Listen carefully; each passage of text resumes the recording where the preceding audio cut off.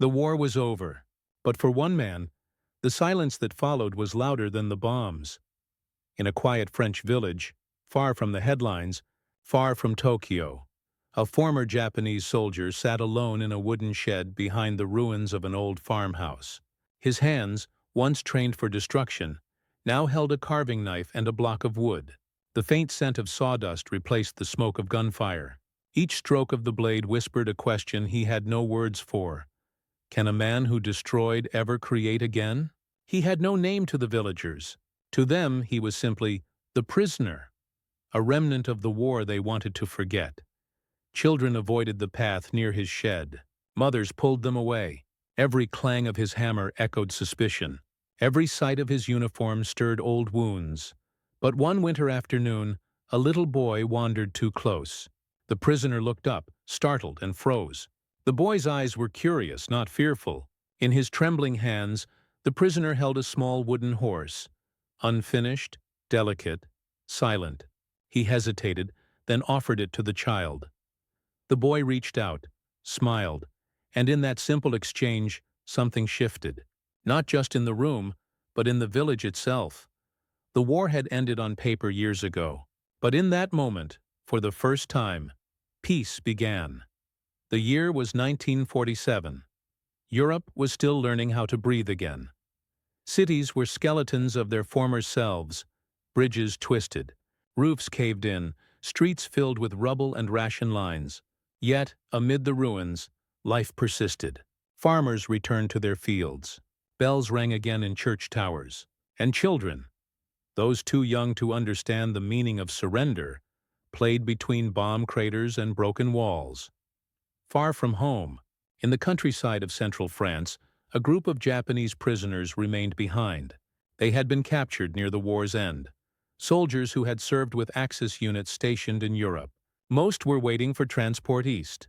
But bureaucracy moved slower than forgiveness. So the men stayed, guarded but forgotten, working on farms, repairing roads, or rebuilding what the war had stolen.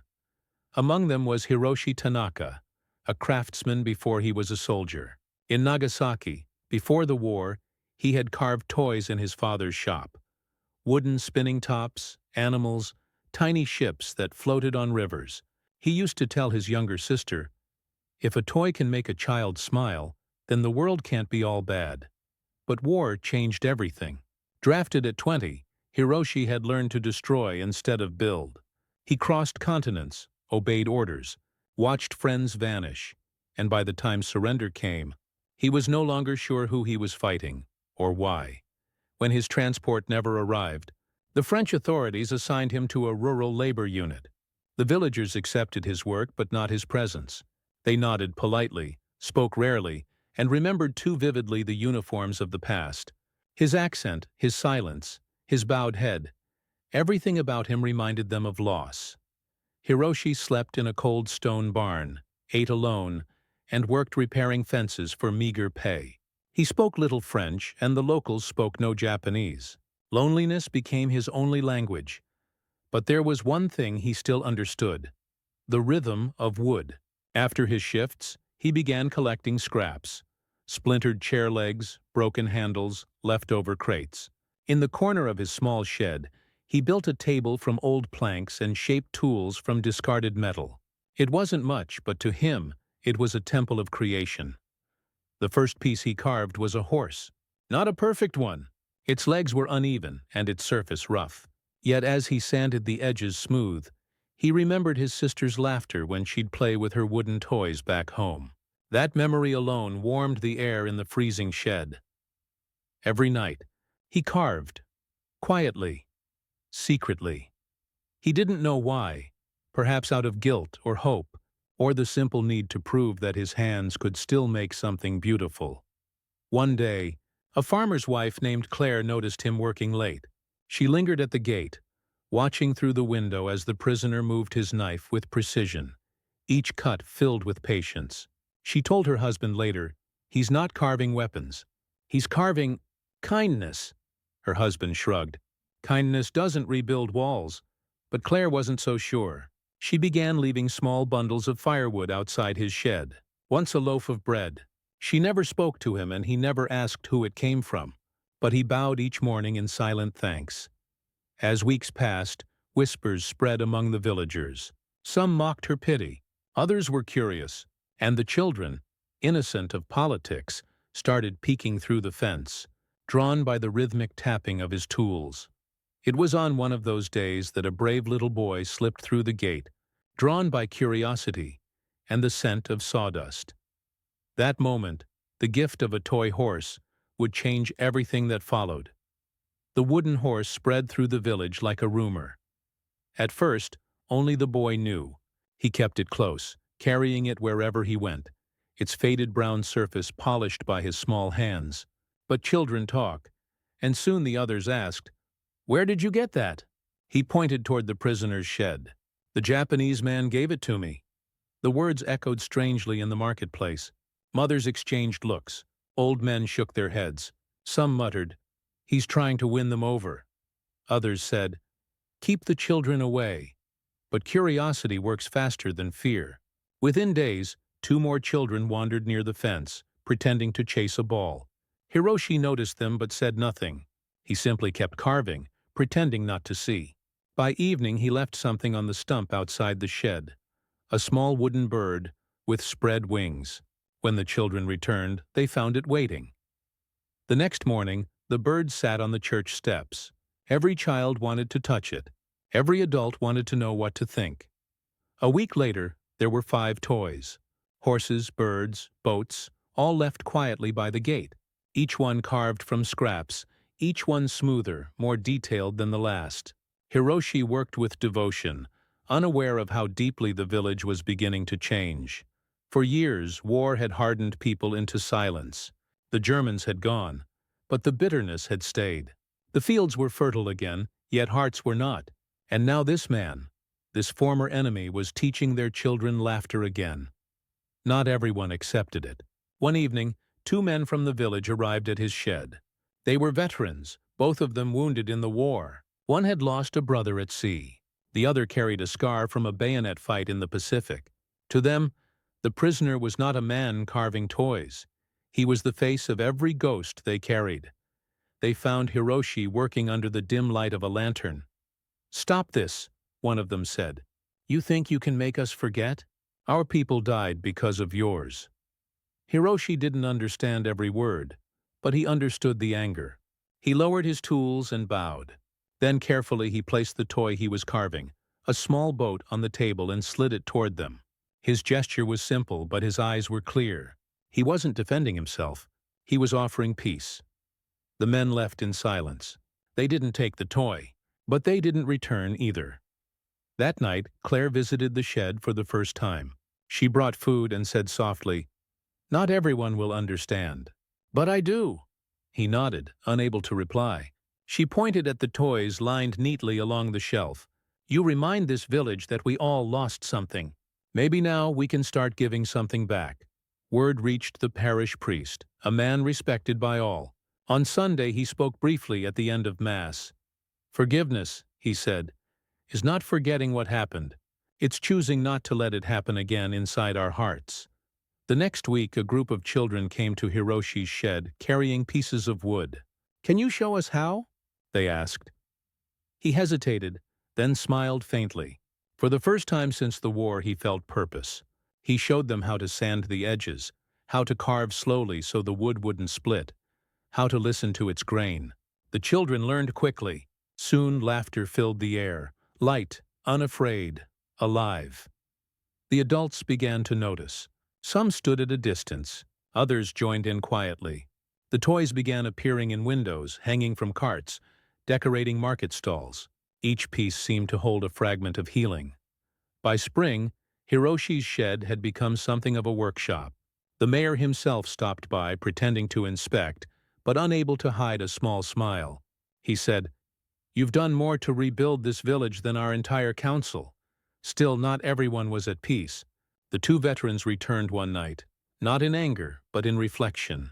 They stood outside the shed, watching through the crack in the door as Hiroshi guided a child's hand with care. "He's not who we fought," one of them said quietly. "The war made us all someone else." The other nodded. Then maybe it's time we stop fighting ghosts. Inside, Hiroshi paused his work. He looked at the faces in the doorway and nodded respectfully. No words were spoken, but none were needed.